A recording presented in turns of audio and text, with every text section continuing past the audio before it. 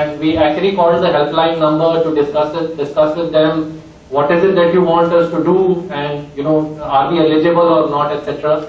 To get some details from the FSSAI office and the call center, and also studied the various laws and rules to see how it impacts us, and what does it mean for long-term operation is something that we studied.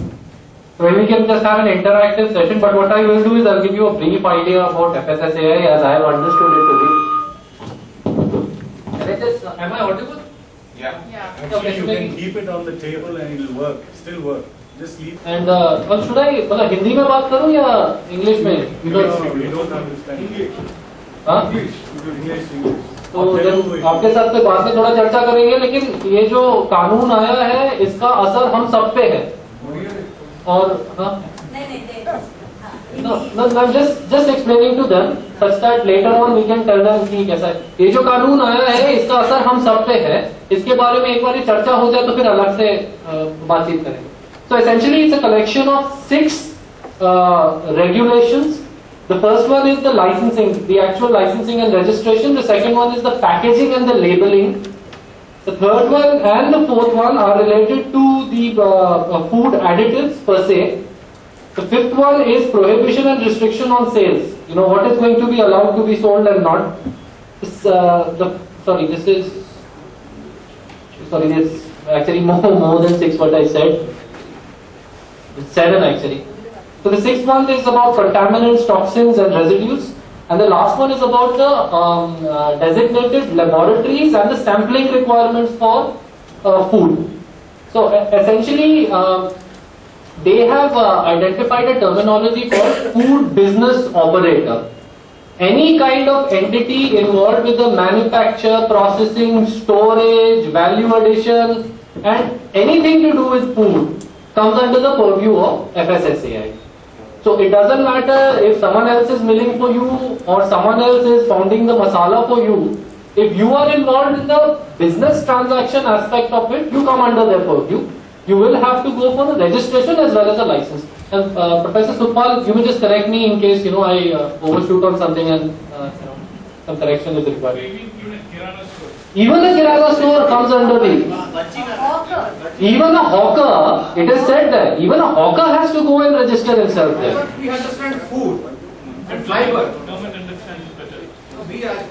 A little too well, I guess. The government understands it a little too well. So, when the roadside shops and all were closed. Luckily, it doesn't. With the intention to wipe out many businesses. Right now, it does not prevent what you eat at home. But there is no stopping the governments. आगे चल के It does not include what you grow on the farm, but once it leaves the farm, before it reaches your kitchen, that entire supply chain is controlled and regulated and monitored. 4 months, please register, please wait for 6 months. This is out about 2 days back. It has been postponed. By 6 months. Okay, it's not showing as notification on the website. Maybe it's something that I need to. It's like an extension of the assignment date. Just last week there was an advertisement in the Himachal newspaper from FSSAI saying, make sure you register yourself by August, otherwise we are going to screw you. Even today, even today on the website it is 4th August. Okay, we'll verify that. But No. in any case, this danger exists. No, on the website. Yeah, it's not See, there are a couple of things. Maybe I can talk about how it will impact us. Okay, the first thing is the actual process of registration and licensing. So $500 for registration and in the range of 7,500 to 2,000 rupees, depending on which category you are. You have to take a license for 1 year or 5 years. So there's an application procedure.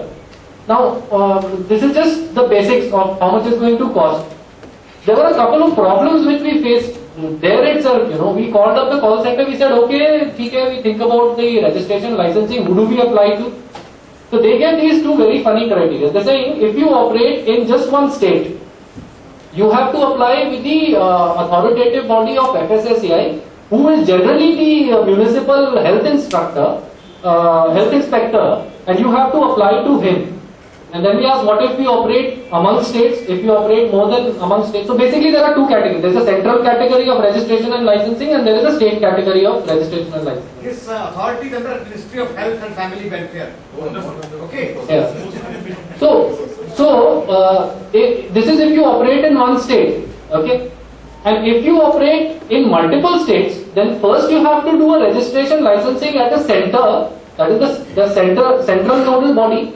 And then you have to actually go and get yourself licensed with each of those states where you operate in. You have to get that done. And then I asked him, "Okay, I'll go for a central license. Who do I have to make a draft? And is there an office of FSSAI?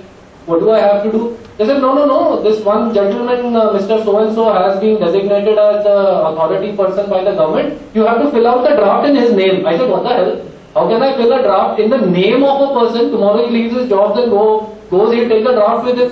Is there no office? Is there no, some formal structure for this? They said, no, this is what you have to do. And I quickly shut down the phone and kept it as in, no point discussing anything further than this.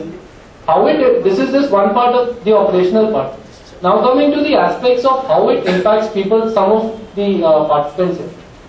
There are very strict guidelines given in the labeling aspect of the packaging and labeling part of the regulation, wherein you have to meet your packaging as per certain ISO standards. And currently, anything that you do will demand the use of plastics. I mean, you can try as much as you want, but you will not be able to have your own packaging mechanisms, wherein, you say, okay, I'll just put it in this newspaper, paint it, and that won't work. That's going to immediately attract a penalty, and there's also provisions for going to jail and all those things. On top of this, you have to file annual returns to the authority, and if you have anything to do with milk, अगर आप दूध का कुछ काम करते हैं, तो quarterly returns you have to file with the authority. All these things are there. And other than that, yeah, if there is a delay in doing any one of these things, there's a 100 rupee penalty per day that you have to incur. I think, yeah, complete. Adjudicating officer himself is not a legal body. He can be any health officer, a doctor, or whoever, up to assistant collector, and they have all the right to arrest you and fine you. Yeah, they have the right to. You have no.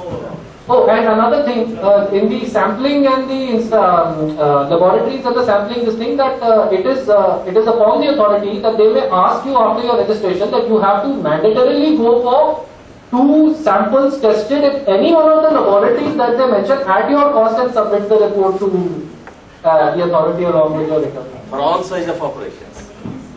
I mean, that's left to the discretion of the officer, as far as I understand this entire process. And as I have come to understand, all of this is being done so that the regular normal businesses get wiped out, and only people like Walmart come in. They are the only ones who are there for future in our country, and we need to depend on them, etc., etc. And this is what I have understood it to be. And at least in my end, I have decided just not to register. I am waiting for them to come and close my shop and arrest me if they have to. But all of this is absolutely making no sense. The way it's going, at least in Delhi. So yeah, that's about it. And maybe we can just